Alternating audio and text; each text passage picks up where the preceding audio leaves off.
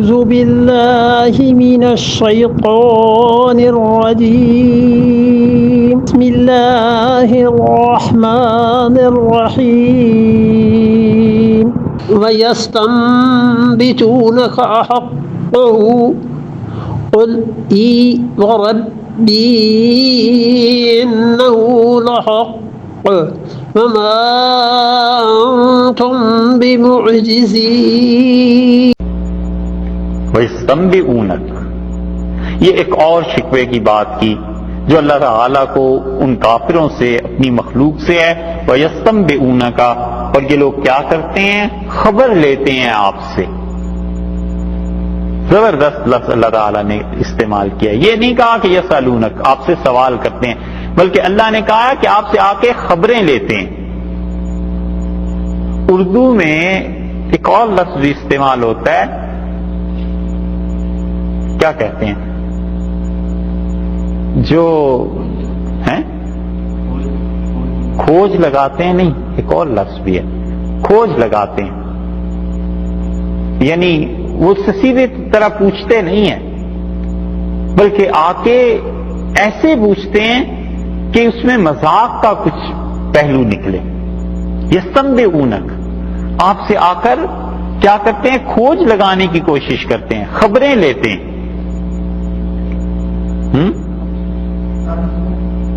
تفتیش کرتے ہیں.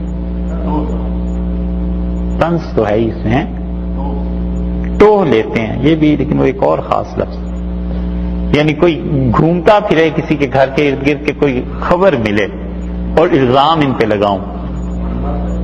منڈلاتا بھی ہیں، وہ لفظ نہیں آیا. بہرحال سمجھ گیا. وَيَسْتَنبِئُونَكَ، اور آپ سے آ کر خبریں لیتے ہیں.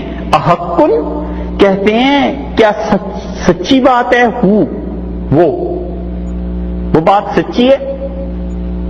اس ہو پر مفسرین کا ایک گروہ تو اس طرف کیا کہ وہ کہتے ہیں کہ وہ قیامت کی خبریں آ کے آپ سے پوچھتے ہیں کہ کیا واقعی قیامت آئے گی. لیکن اس بات میں، اس تفسیر میں کوئی زیادہ وزن نہیں ہے، اگرچہ اس طرف بھی بعض مفسرین گئے ہیں. ابن کثیر رحمۃ اللہ علیہ بھی اس طرف گئے ہیں. انہوں نے قیامت کے اسبات میں جو اللہ نے 3 جگہ قرآن پاک میں قسم کھا کے کہا ہے کہ قیامت آئے گی، وہ ایک جگہ یہ بھی گنتے ہیں.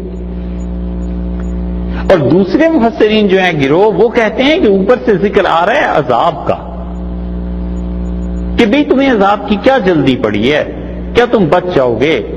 اور ظالموں کو کہا گیا، کافروں کو، کہ عذاب ہمیشہ ہمیشہ کا چکو. وہ کہتے ہیں یہاں بھی عذاب ہی مراد ہے. وَيَسْتَنبِئُونَكَ أَحَقٌّ هُوَ، آ کے آپ سے ٹوہ لیتے ہیں، خبر پوچھتے ہیں، بار بار آ کے منڈلاتے ہیں اس بات پر کہ کیا واقعی عذاب آ جائے گا. قُلْ إِي، آپ کہیے ہاں.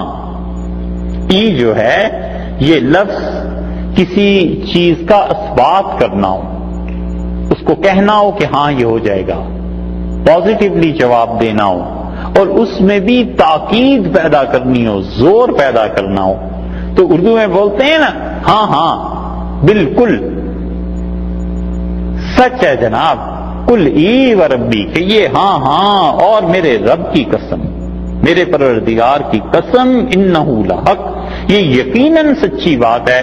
یعنی خدا کا عذاب یا پھر دوسری تفسیر قیامت، یہ یقیناً آ کر رہے گا.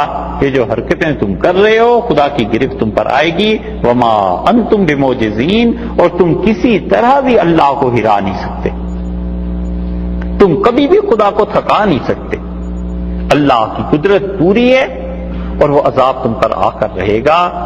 اللہ نے قسم کھائی ہے اس چیز کی کہ وہ عذاب کو نازل کرے گا. اللہ کا عذاب مختلف صورتوں میں آیا کرتا ہے. انسان سے سمجھ جائے تو بڑی اچھی بات ہے، نہ سمجھے تو پھر اس کی اپنی نالائکی. خدا کا عذاب اس صورت میں بھی آ جاتا ہے کہ برکت اٹھ جائے. خدا کا عذاب اس صورت میں بھی آ جاتا ہے کہ زندگی میں جو چیزیں اس کو نفع دے سکتی تھیں، ان چیزوں سے اس کا نفع ختم ہو جائے. اور بہت سی صورتیں ہیں اس کی. اور خدا کا عذاب جو قیامت میں ہے، جو آخرت میں ہے، وہ تو ہے ہی ہے. اس لیے اللہ تعالیٰ نے صاف بتا دیا ہے کہ یہ جو ٹوہ لینے آتے ہیں، کھوج لگاتے ہیں، اور یہ جو آپ سے اس طرح مذاق کے طور پر پوچھتے ہیں، انہیں کہ یہ خدا کو اس کی قسم ہے کہ یہ عذاب تم پر آ کر رہے گا.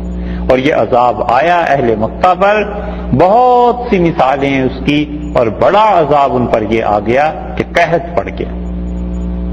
اور ابو سفیان رضی اللہ عنہ کہتے تھے وہ 4 سال جو قحط پڑا ہے تو ہم لوگوں کی حالت یہ ہو گئی تھی کہ مردہ جانوروں کی ہڈیاں ہم نکال کے پیس کے کھانے لگے۔ اور آخر لوگ گئے مدینہ منورہ اور رسول اللہ صلی اللہ علیہ وسلم سے جا کے عرض کیا کہ آپ بڑے شریف آدمی ہیں اور ایک بڑے عزت والے آدمی کے آپ بیٹے ہیں، اور آپ بحرین والوں کو کہیے کہ ہمیں غلہ دے دیں۔ تو بحرین کے جو حاکم تھے اس وقت کے وہ مسلمان تھے، رسول اللہ صلی اللہ علیہ وسلم نے ارشاد فرمایا تو وہاں سے غلہ آنا شروع ہوا، تب جا کر مکہ والوں سے یہ قحط دور ہوا ہے، خدا کا عذاب ان پر آیا۔ ایسے بھی تو جو لوگ انبیاء علیہ السلام کی مخالفت کرتے ہیں خدا کی گرفت ہوتی ہے۔ صورتیں اگرچہ زمانے کے اعتبار سے بدلتی رہتی ہیں اور عقل مند لوگ اس کو دیکھ کے سمجھ جاتے ہیں کہ یہ خدا کے عذاب کی کیا صورت ہے جو پیش آ رہی ہے۔